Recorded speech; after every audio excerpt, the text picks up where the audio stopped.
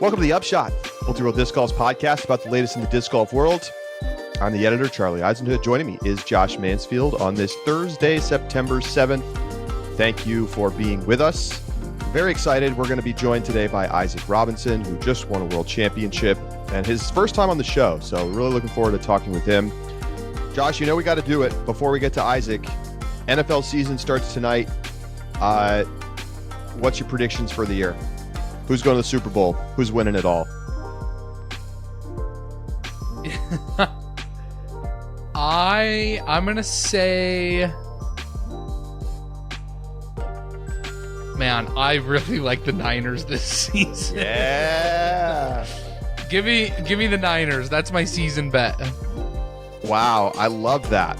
I know you do. Obviously, I I'm taking that. the Niners. I mean, our defense is insane. Brock Purdy, let's go. Hey, Broncos Nation, let's ride. Isaac Robinson joins us next.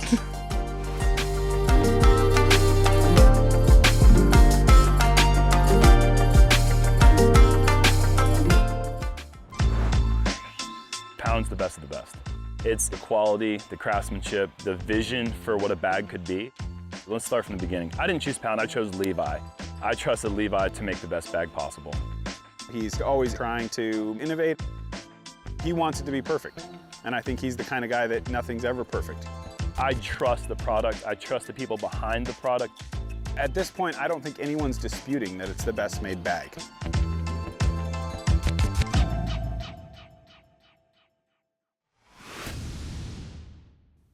Joining us now on the Upshot is the 2023 world champion, first time on the show, Isaac Robinson.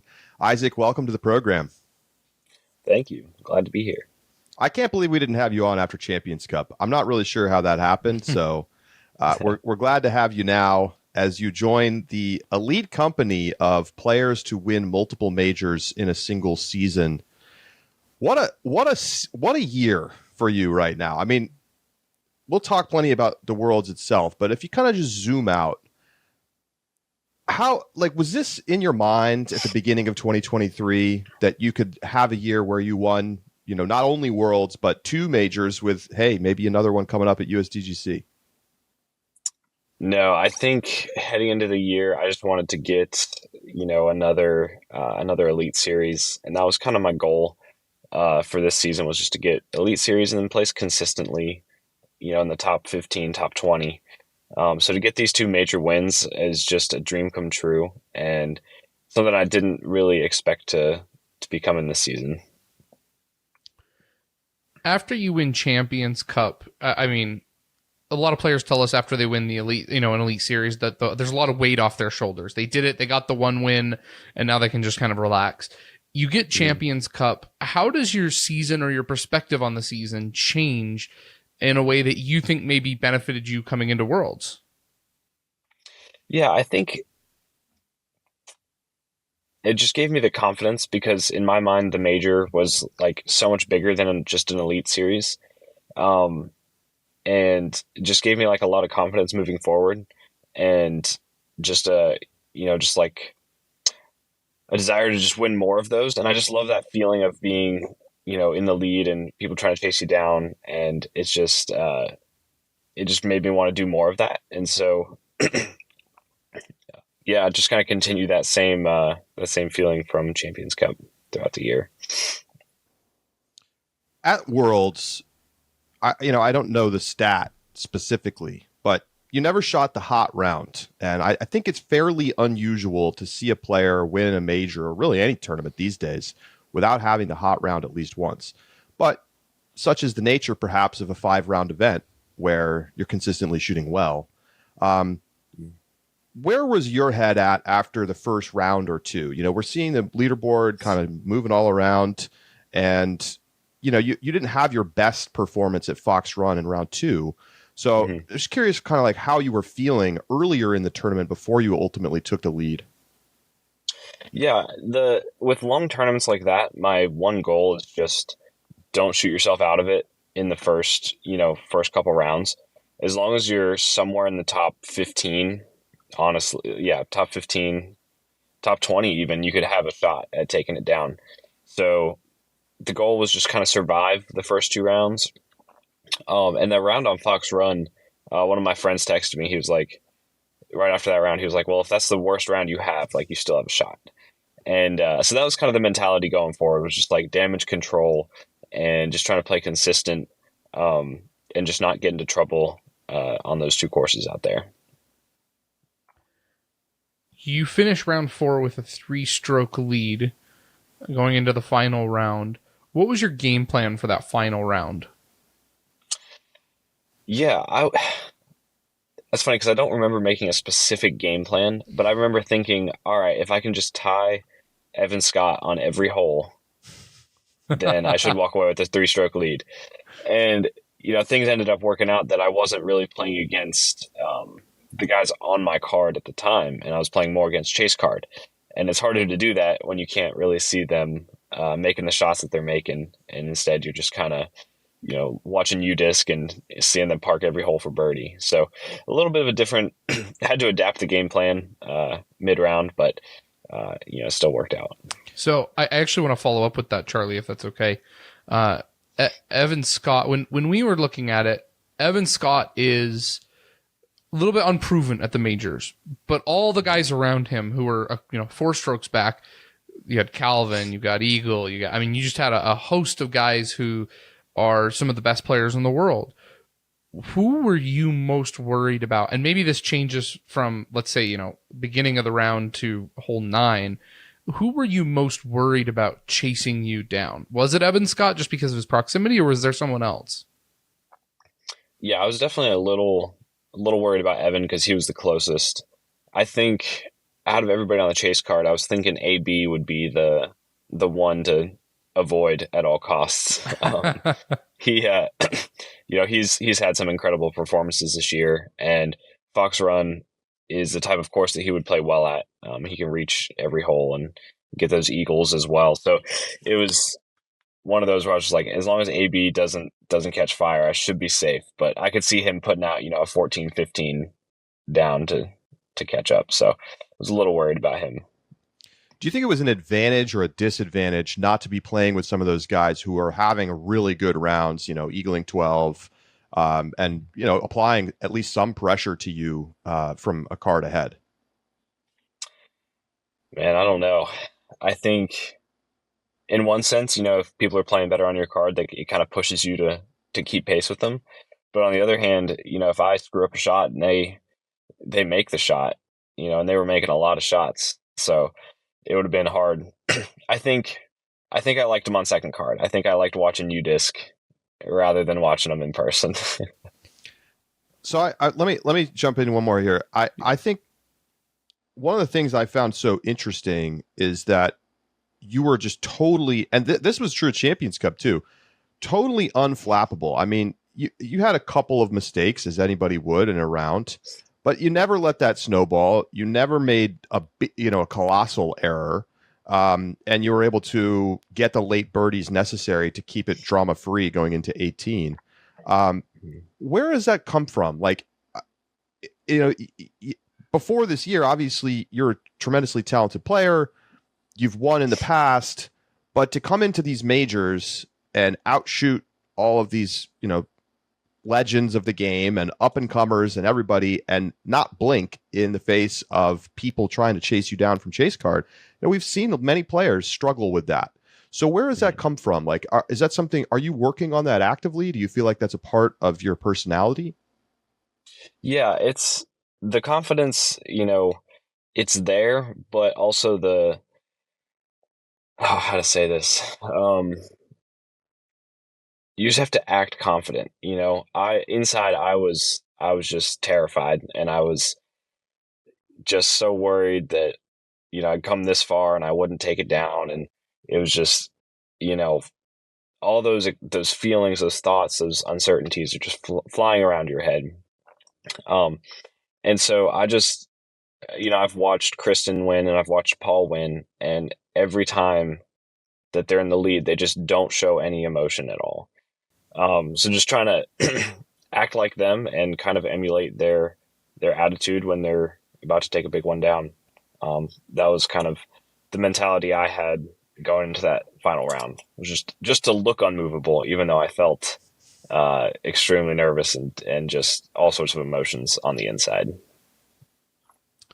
You mentioned in the first question Charlie asked you that you preferred the guys who were chasing to be on chase card and to be able just to watch them on UDisc rather than having them on your card. How frequently were you checking UDisc during the round? We hear some players who, and I know it's circumstantial as to how often they check it, but if you were that nervous, did you find yourself trying to avoid it, or were you on there every hole? I was on there every hole. I just like to know what's going on, and it's weird, like not knowing what's going on, and you hear the cheers and you see the claps and all this stuff, and so you just have to know what's going on. Lucky for you, it seems that those fans will clap for anything, so it doesn't necessarily mean that it's a good shot. That is true. That is very true.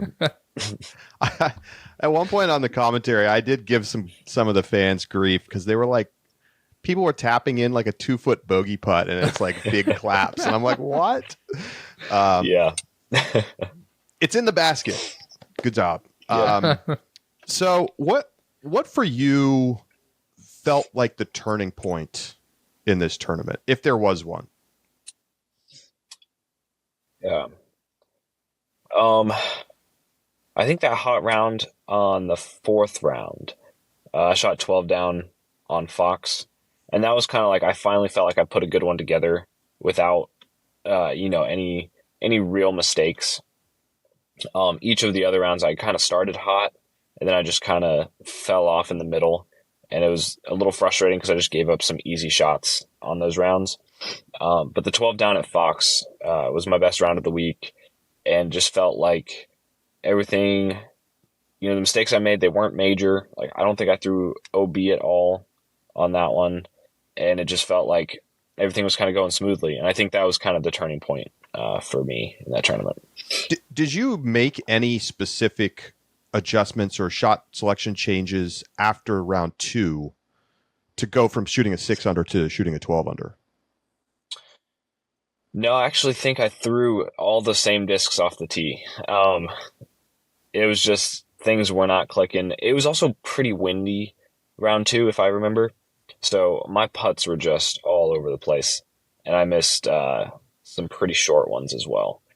So it was just the putting, the wind, just kind of messed me up there. What element of the game do you consider to be your greatest strength? I think for me, being able to put the disc, 450 feet down to, 50 feet, exactly where I want it.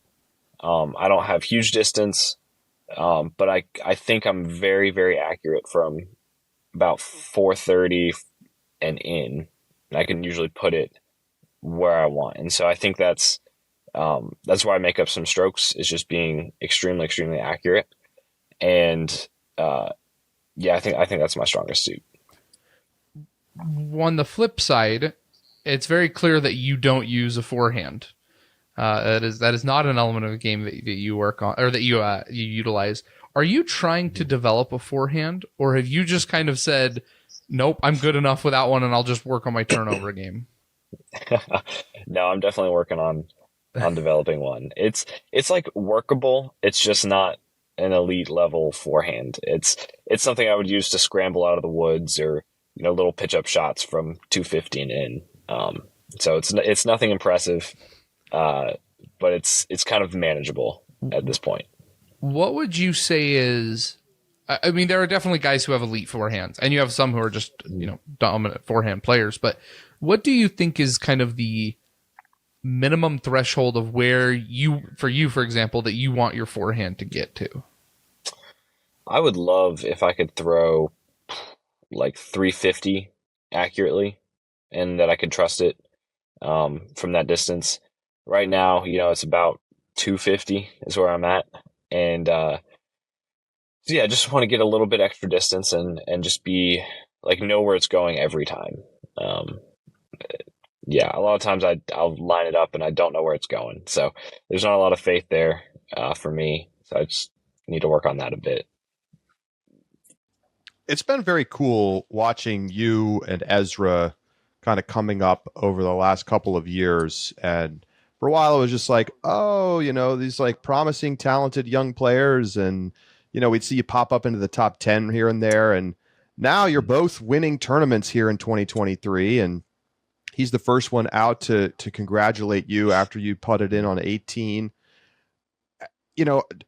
Do you all work together to kind of like improve and like give each other feedback, maybe play practice round / field work sessions together? And it's just I'm curious to hear about the progression of your guys' game over the last 5-6 years, coming up from being teenagers into now established pros.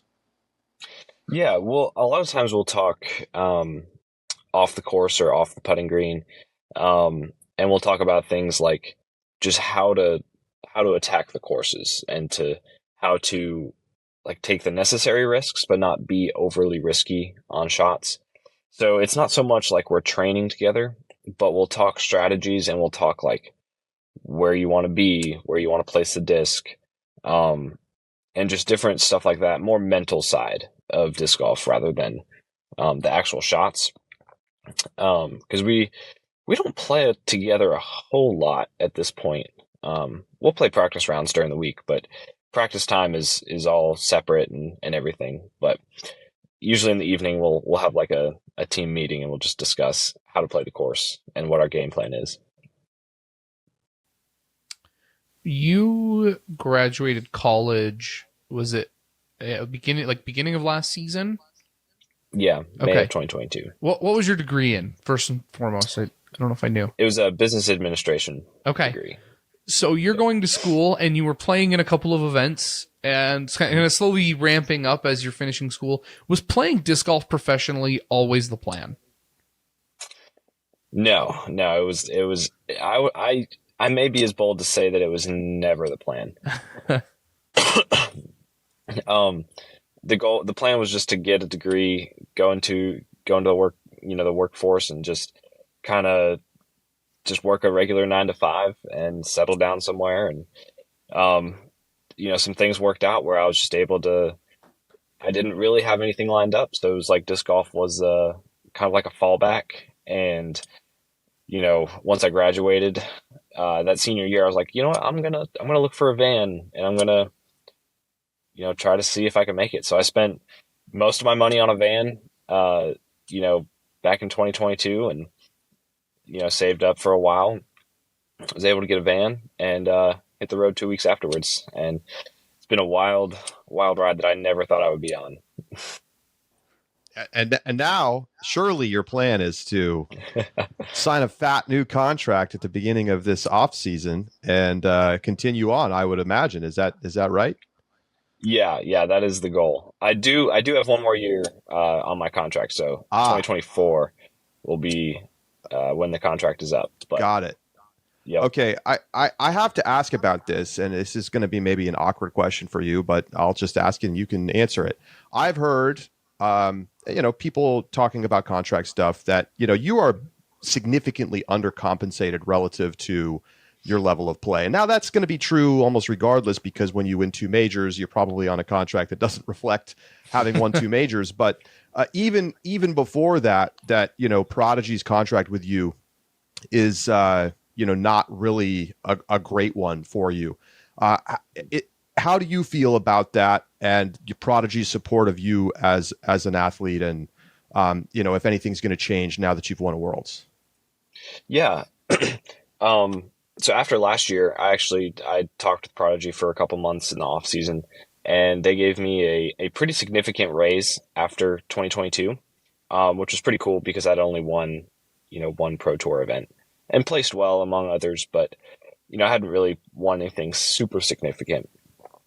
So they updated my contract, and I couldn't be more thankful for that. So I would say it's definitely, for having no majors at the start of 2023, the contract, I'm very happy with it. 2024, the contract increases year by year kind of thing. So, getting a little bit more next year, and, hopefully at the end of 2024, we can come up to a better agreement But I'm very happy with where my contract is now. And, especially with the new archive coming out, my new mid-range, we've got a lot of cool stuff in the works. So I'm pretty excited. Do you get a performance bonus or an incentive bonus for your winning worlds? Yes. How does that bonus compare relative to the payout from the actual PDGA? And I don't need exact numbers. Are we talking roughly half? Or where are we about in terms of that performance bonus? Close to double.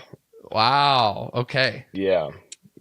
So you're walking away with almost six figures from winning worlds.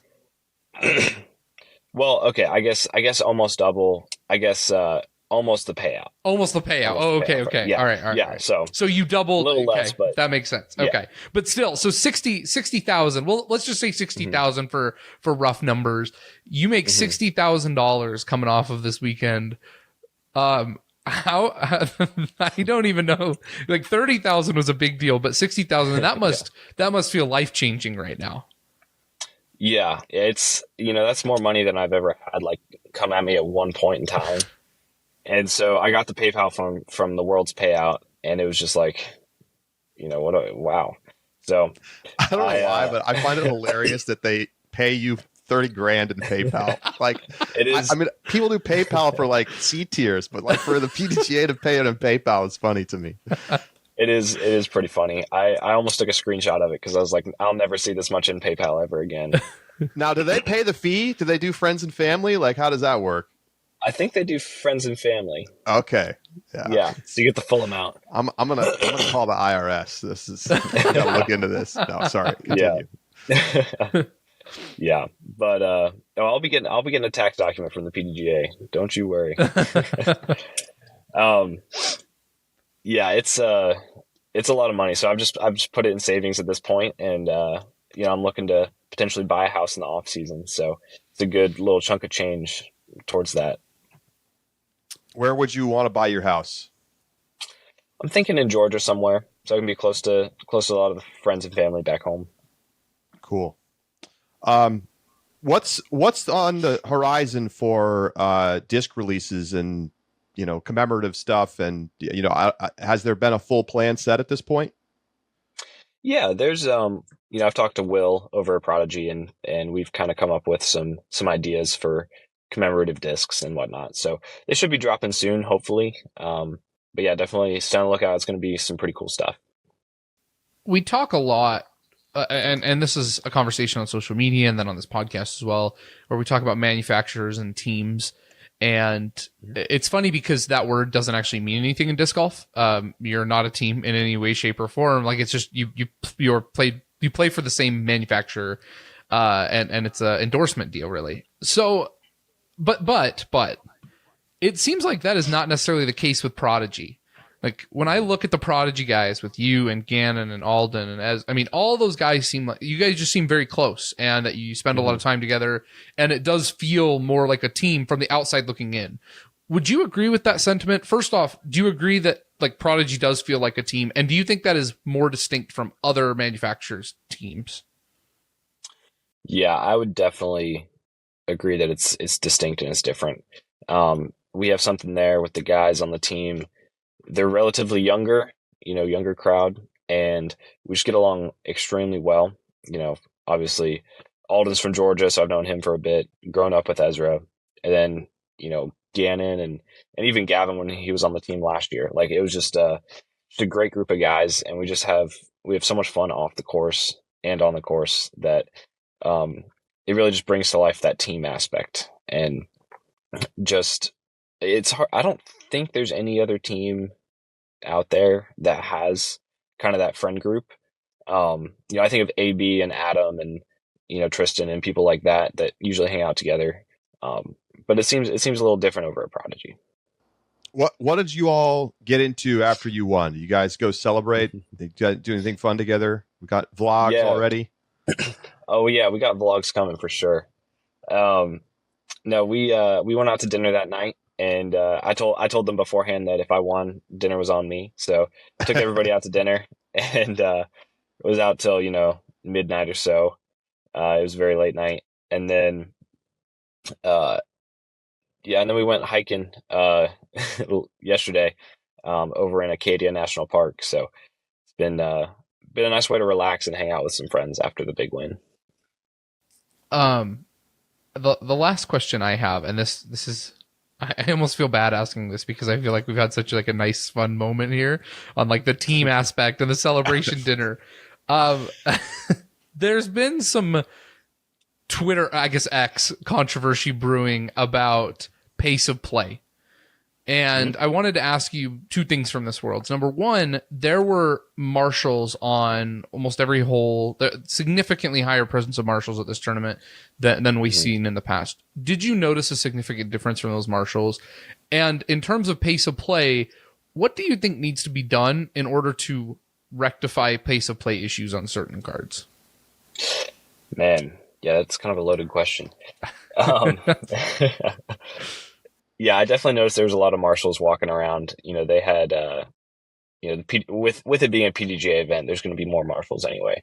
But as far as pace of play, I really think like 30 seconds is not that long.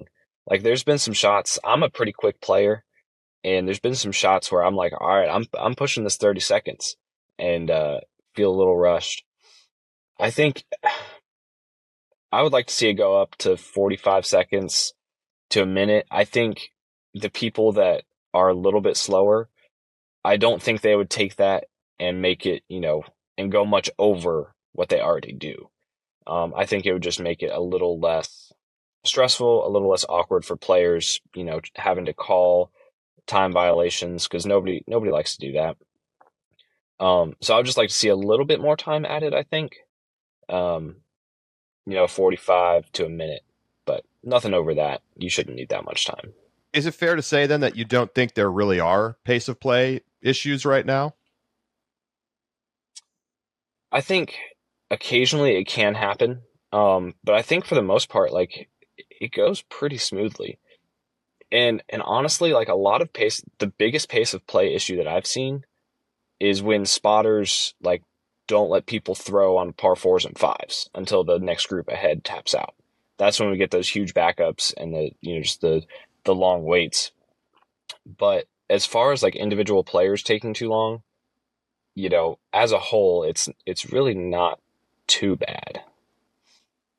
All right. Well, I'd love to get your thoughts on the courses up at Smugs. Obviously, we play these every year on GMC. It's been 5 years since we had Worlds here last time. Scores are pretty low. Part of that probably is because it wasn't particularly windy for the final 2 rounds at Fox. But do you feel like these are standing up to today's pro game? And did you enjoy competing at Smugs? Yeah, I always enjoy competing at Smugs. I think those courses complement each other very well. One being very wooded and one being more open, with OB everywhere. Even on Brewster, there's OB you can find.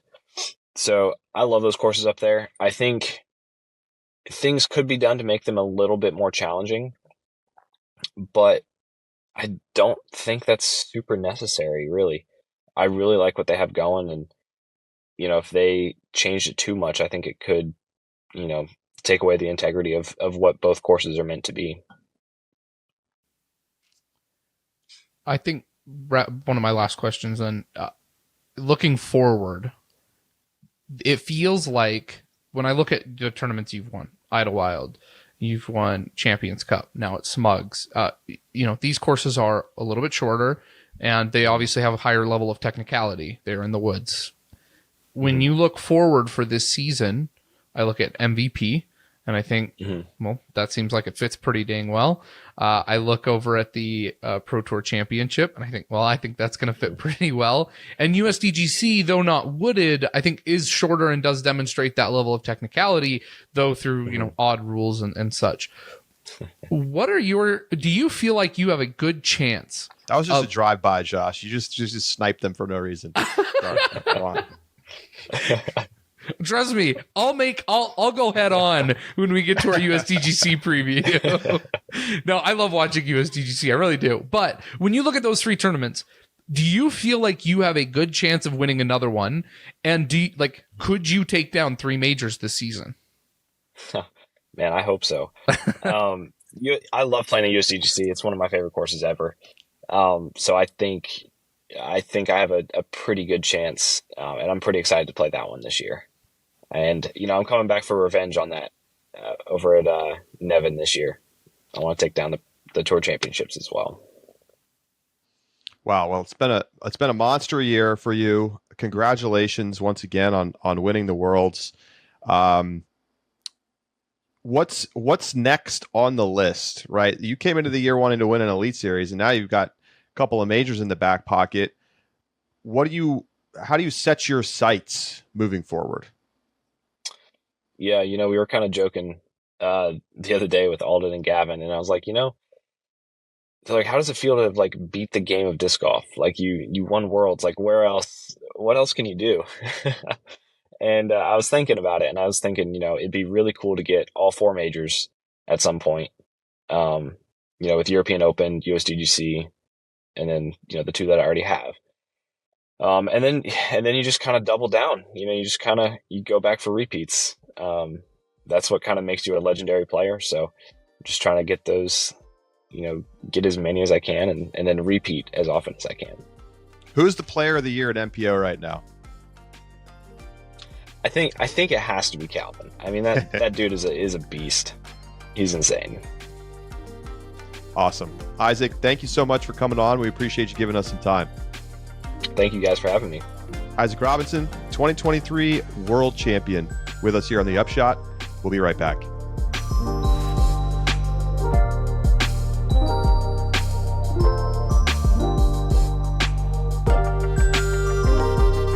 Welcome back to the Upshot. Great to have Isaac on. Josh, very poised, intelligent player, and it's been interesting. Some people have kind of online been like, I'm bored when he wins. it doesn't interest me that he's winning. Like, I didn't watch the final round. I've seen some of this sentiment out there, and I think it's interesting because, okay, he's not throwing Mondo gigantic Sky Annie shots and getting eagles on, super long holes. But I find something very pure about watching him play disc golf and just absolutely lacing lines and throwing the putter so well. I think it's just a matter of time. Like, people are going to come around on Isaac Robinson. I think part of that is actually something that is not his fault. And that is that he's had a lead by a significant margin going into the final round of both his majors, right? Yes. That I think is hampering him more than even his play style, because nobody said that about Corey Ellis, right? That wasn't the narrative coming out of the European Open, even though Corey Ellis is a remarkably similar player to me and Isaac in the way that they play and in some of their skill sets. It's the fact there wasn't drama in this tournament. And so they blame Isaac because he's so consistent that he's developed the lead over the two majors. I totally think that's right. Like, everybody was so amped up for a crazy final round, like a playoff, and then no drama. None. And credit to Isaac for playing as well as he did in the final round, because he sapped the drama out of the tournament. Mm-hmm. Yeah. Yep, he did, but that's what you want to do. I'm sure that's exactly how he drew it up. So congratulations. Pretty interesting. Isaac. Yeah. Pretty interesting to hear him talk about acting the part. Mm-hmm. And you know what? That's kind of what it is. Yeah. There's only that rare person, Alex Honnold free solos these insane cliffs, and that dude's brain is just different. Right? He just doesn't have the fear factor going on in his body. It's what makes it possible for him to do that. But every normal person is going to be stressed out about having a slim lead at a gigantic tournament where you could win life-changing money. And it's sometimes you just have to fake it until you make it. And I mean, that's basically what he said that he did. Yep. Can I just say, the fact that he received a $30,000 payout on PayPal, it's so funny to me. I guess I never thought about it before. You know, they have the big check and stuff sometimes. Right. And so I figured they cut them a check in the mail, but in some ways it's very impractical. These folks where do you mail that permanent to? Addresses. I guess you could print them out there, but that's kind of hard to do. And so PayPal is very logical. It just, for some reason, like, you know, I've run a couple of tournaments and I've paid people out on PayPal. It's just funny to me to imagine the PDGA out there like sending out $275,000 via PayPal. That's so much money. Friends and family. Oh my gosh. What happens if like their PayPal gets locked? It's like, this is a suspicious activity and they lock it so they can't do payouts. So plausible. Oh man. So plausible. So funny. All right. It's going to be a shorter show today. We've just been podcasting nonstop for like a week. So we're going to make our Discmania Open picks. We got the silver event up in the Prince Edward Island, Canada, and you know, a solid little field. Only 6 FPO players though. Ella Hansen, Juliana Korver, Deanne Carey, Ratana Meekum, Karen Martell, and Emily Yale. Shout out to Emily Yale. Played practice Upshot. rounds with her. Upshot. Oh, that's right. That was cool. A lot of fun. Yeah, that's her and awesome. Andrew. Yeah. So Josh, let's start there in FPO. Let's make our picks. You taking Ella, or are you going to go with a little bit of a wild card? Give me Ella. Yeah, I got to take Ella. Yeah. She's played here in the past too. Exactly. Yep. She comes up here. She likes it up here. So, over on the MPO side, highest rated player in the field is Eagle McMahon. Isaac Robinson is going to make the trek. As we heard, he was up at Acadia. Beautiful place to visit if you haven't. Cole Rodolin, Ben Calloway, Eldon Harris, Nico Castro, Ezra Robinson, Evan Smith, Emerson Keith. That's your kind of the top group there. So, Josh, who you got? Give me Cole Rodolin. It's not going to be Isaac. There's just no way. That dude's phone. He's going to show up in shades and a lawn chair. Yes, he should. And he should. I hope he doesn't play a practice round. I'm going to take Eagle. You know, I think that's the logical 3 bunch. And with Isaac, you know, being on just a little checked out, I'm thinking Eagle and Cole, I think, are the natural. I hope picks. Ezra wins and then is like, now I'm the world champion. What if Ezra gets $3,000? Just like exactly 1/10 of what Isaac makes. It'll be more than that, but it's not going to be that much more. It's a silver event. We are getting ready for MVP Open next week. Looking forward to that. The number 1 Pro Tour regular season event, Josh. I just don't agree. So we'll be talking more about all that next week. Get your mailbag questions in. We're going to be doing a big mailbag show probably on Tuesday, and looking forward to talking to you then. For Josh Mansfield, I'm Charlie Eisenhood saying so long, and we'll talk to you next week right here on The Upshot.